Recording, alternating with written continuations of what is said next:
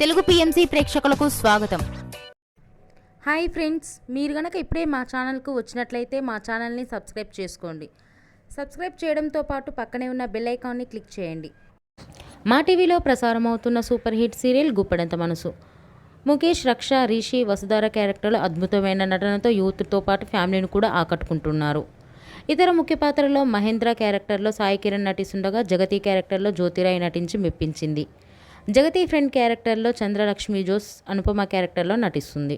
తాజాగా రిషి తన లేటెస్ట్ వీడియోని అభిమానులతో పంచుకున్నాడు. ఆ వీడియోని మనం కూడా చూసేద్దాం.